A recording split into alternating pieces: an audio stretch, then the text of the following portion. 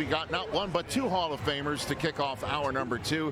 Steve Young is still here with us, the Pro Football Hall of Famer. Partnering with Dove. Long trek, and I'm just going to rest.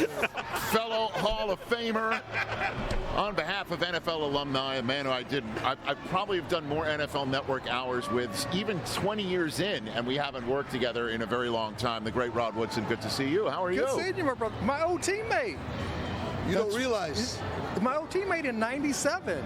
97? I came into town to San Francisco. Got us all right, shipped. Got us. We lost the NFC Championship game to Green Bay. Right. I was there. I was with Stevie. Why is this blowing my mind the here? Was out. I couldn't play, and I was at the training room in BYU a couple of weeks later. The guy goes, "Oh, hold on." I go, "No, I broke it. I can't move. I haven't moved for 3 weeks." He goes, "Oh, I'm totally fine. It was out of joint. I missed the championship game because the rib was out of joint." Yeah. Is that right? Yeah. So you were that helpful? Rod was the man. I tried. Well, he also sprained my AC joint at a Pro Bowl, Rod Woodson. What do you do? Okay. How long is this story? Because I got to get settled in. I'm not that long-winded, Steve. No, it's not that long. So we're at a first ever Pro Bowl covering it for NFL Network. Rod is part of NFL Network. Ray Lewis was part of our crew for the week. And at the end of Total Access, he says, "I'll teach you how to tackle." And I'm like, okay. And they brought out what? They brought out it wasn't a sled. It was a tackling dummy. Like a tackling dummy, yes. Yeah. And so Rod's holding it, and Ray's teaching me how to hit it. And I'm thinking to myself on live TV, how much money would this go for at a charity auction to be taught by these two guys? We'll teach you how to tackle. I'm living in the moment, Steve, is what I'm trying to tell you. And so I'm like, I am going to hit this thing and hit it hard. He lets the tackling dummy go.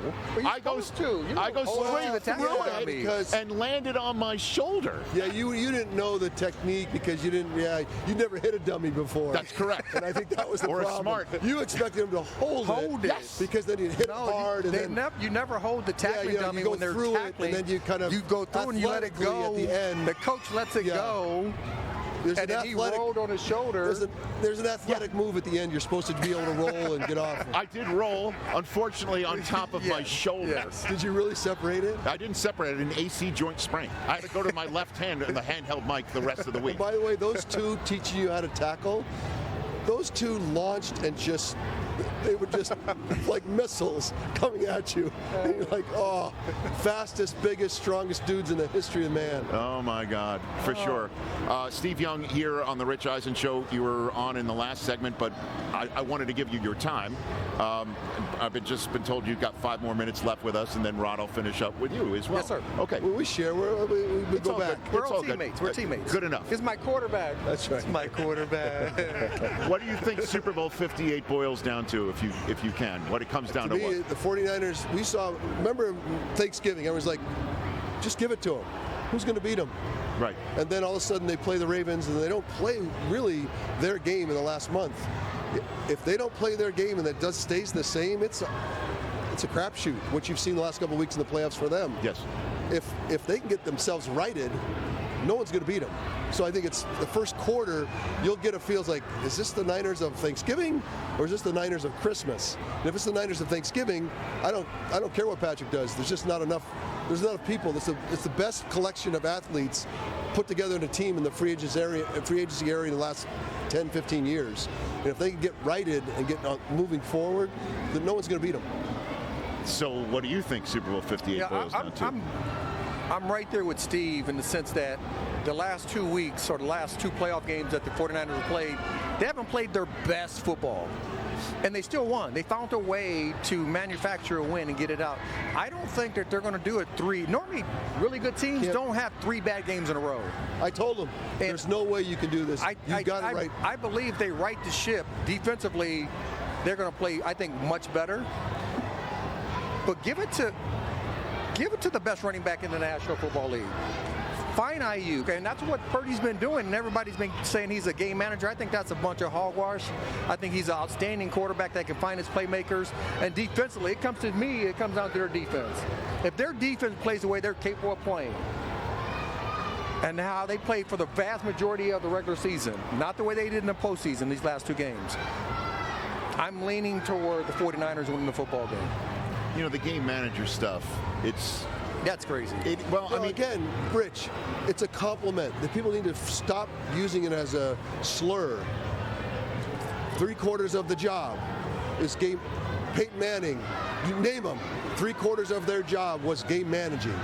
And so people think, oh, that's a terrible thing. They're using it as a slur because he can't run around, throw stiff arm a defensive lineman. We just talked about last segment. And you've got to just let him be himself. Stop. Now, if he was a first-round pick, they would never say that. Never. If he was a first-round pick, but he wasn't. But him being the last pick in the draft is a reason to root for it. You know what I mean? And also, understand that, yeah, the moments like the first 3/4 against Green Bay and the first half against the Lions might still happen with him, and that might be the issue in Super Bowl 58. You can't have one of those quarters or halves, I'd imagine, against the Chiefs. That is true. And get away with it, and you're not advancing to a parade. But he's still young. Right? He's still a young. He's the 3rd youngest to start a Super Bowl. I mean, I think about my first 3 years in today's NFL. They would have said I was a bust because I was underground. I mean, I was on a white flag. I was just trying to wave like, somebody help me. Somebody. You have to allow these kids to develop and grow, and he has done that at a really good rate. It's just for some odd reason that in today's NFL, we want these young kids, these young players to play at a high level their first year, their second year. And it took me 4 years to get to that point. Steve, what does the body confidence sport program with Hold on. Brad doesn't know this. I helped my girls coach girls flag football in California. The first year that was ever been allowed. Explosive in their, desire to play the game, and then once they learned the game, how much they loved it. And so Dove called me and said, look, we've got this project, Body Confidence Sport, where we have this to teach coaches, because half of the girls over 14 don't play sports because of how they feel about their body. And so they want to teach coaches to empower the girls to go play the sports that they love. And because I was involved with flag football, it's like flag football in women's sports will take over soccer. I mean, at the end of the year, the girls, this is my favorite sport. They realize that football's choreography. Football's just different plays, and if you do it on time, and they run around and it was phenomenal. So I think Dove saw what happened and said, you know what, we want this project. We want to empower women, young girls, to feel confident in their skin to go play sports. And flag football is now it's in the Olympics in 2028. So I said, Steve, would you go and kind of help get the word out? And I said, I saw my girls go through it. I saw how they felt about the game. Both of them at different times, they played sports their whole lives, said, this is my favorite sport I've ever played. And I thought, that's a heck of a thing that football was kept from them for millennia. Yeah. And now all of a sudden they can play and they say, oh, thanks for letting me play. It's now my favorite sport. It's a revelation in many ways. So that's the Body Confidence Sport, the program that they've got that I think is very worthwhile checking out. Yeah, and check it out through all of Dove's social handles and also at Steve Young QB. They're pulling you. Your people are pulling you. So quit whispering because I don't know what you're saying. Your people are pulling you. They're pulling you. They're taking you out. I can't hear you. That's right. Oh, I'm going to go back over the mountain. Rod, I had to climb. It was like a Sherpa. I had to get over it. It's like it takes 15 hours. It's like a day trip. Well, I appreciate your comment. Canyon. I appreciate. We have a nice gift bag for you. I can't wait to get it. Rod, great to see you, brother. Much love to you. There you go. Rich, there's Steve always. Young. You're the best. You're the man. Thank you. There's Steve Young, everybody. There he goes, escaping the pocket as only he can. So you do Ravens games on the radio. What happened? I mean, how do you honestly like? How do you only get 6 running back carries when you're the Ravens? I just don't know. Obviously, I haven't talked to Coach Monken. Yeah. I think he's done a tremendous job throughout the whole year, and how he made Lamar grow as a passing quarterback this past year, throwing the ball outside the numbers, throwing the ball down the field, protecting the football. Tremendous job all year long. It's just that last game, I think I was scratching my head in the booth. Like, what are we doing out there and not running the football? I mean, Gus Edwards gets the first carry, 12 yards. He doesn't touch the ball again until the third quarter. So I think that's the question mark they just didn't play their best game. Defensively, they came around in the second half. Offensive, they just never came around. And you can't have 8 critical penalties, 15-yard penalties. It wasn't like the 5-yarders, 15-yard penalties, and have 3 turnovers. I think you can win in a championship game. It's just not going to happen. So what did you see from the Chiefs on that day that you think they can replicate in Super Bowl 58? Their defense is good. Really good. Their defense is. That kid Karlaftis, you know, he's a Boilermaker, right? He's a boiler up, hammer down. That's right. Jarrett Sneed he's turned into one of the best corners in the National Football League. Yes. He played well last year, but he didn't play this good last year.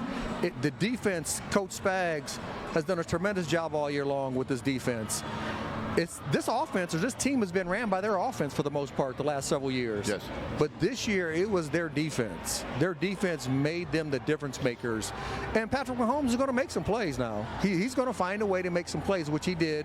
And for them, collectively, they got a really good football team. But I just think if the 49ers just play, and I'm like Steve, if the 49ers correct some of the things that they did defensively and keep that game close, they can get that Super Bowl win. So what's your prediction? I'm going with the 49ers. Ooh. I'm an AFC guy. I played in the AFC for quite a long time, but I'm going with the 49ers. Why thinking that they're not going to play 3 bad games in a row. I just don't think they will. I think defensively they'll get it corrected. They're going to play really good football. They'll keep the game close, and they'll win that game. So how does a defense correct itself? Like, how does that against Mahomes and Kelsey? I mean, that's not the first thing is you can't let Travis Kelsey release off the line and never be touched.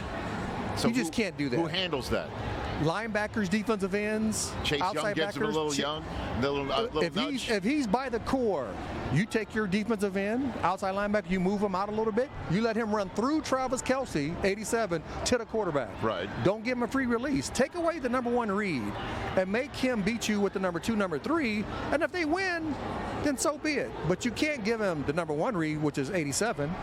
And then give him number 2 and number 3. You just can't do that. And I think if they can take away that number 1 read, which is 87, Travis Kelsey, that can put more pressure on Mahomes. And then you got ball goes in the air, playing a little zone, little man, maybe get a tip, some overthrows, interceptions. I believe they get that win. And so the 49ers win the Super Bowl. We've had more Niners the team than Chiefs here. Oh, nice. We've had way more. Good one. Yeah, way more. Good one. What are you doing with NFL Alumni Health? NFL Alumni Health partner with the DEA. And it's to remind people to be very careful with fentanyl. Because everybody's getting painkillers and whatnot through social media. And it's starting to be laced with fentanyl. And over 300 people a day last year died from drug poisoning or overdose. And you just got to be you got to go, if you're going to do anything with getting pain medication or any type of medication, go to a licensed physician. Go to a licensed pharmacist. Don't go on social media, please. Right. Just be smart. And it's personal for me because my older son had a problem with addiction years ago when he was younger, and he's gotten through it. It wasn't in this stage where they're cutting a lot of stuff with fentanyl. So I'm just out there to let the people know, be smart about it, be wise about it, understand that you're getting stuff not from your doctor, not from your pharmacist. You never know how they're making it. One pill can kill is the message, and you can go to dea.gov/onepill for more information. Before I let you go, who do you think should be the quarterback of the Pittsburgh Steelers Week 1 next year? Whoever they draft. Is that right? I don't think their starting quarterback is in the roster. I just don't think he's there. Pickett got hurt. You thought you didn't see enough of him? Or you were already talking about letting somebody develop, right? No, I just don't know if he's that guy. Like, if they would have took Dan Marino years ago, I probably wouldn't say anything today about them taking a Pitt quarterback. I just don't know if the quarterback of the future is there. I just don't know. And what about if Justin Fields is available because the Bears draft? They normally don't trade. Russ? The Steelers don't do that. That's just not who they are. Well, maybe it's time I would to be really surprised if they did something of that nature. That's not who they are as a organization. Would that be a good idea? I think it'd be a really good idea if you get Kirk Cousins, who's been there, who's done it. He's an older guy. He knows how to play. He knows how to distribute the football. He can throw the football down the field. He has some great little social media content with his little 5 chains and all that. So, I mean, he fits into the black and gold era. So I wouldn't be surprised if they can do that more than trading for Fields. Rod Woodson, you are one of my favorites, man. Thanks for coming down I love here. you. I know you've arrived because you gave us a goodie bag. Oh. We got swag, man. We got swag. Oh, we've got some good stuff in there, too. Yeah. Well, I mean, when we're hooked up with Roku, Roku's going to hook you up. My question to you, though, is are you going to run your 40 in the Elvis in the Elvis gear? Maybe I should do that this year. That's what I want to know. Absolutely. Would it make me faster? I don't know about that, Rich. Don't know. I doubt it. You're the man. Thanks, Rod Woodson. I appreciate you, everybody. brother. Again, Absolutely. TEA.com/1pill. NFL Alumni Health has brought Rod Woodson to us. Catch the Rich Eisen Show every single day on the Roku channel, 12 to 3 Eastern, for free.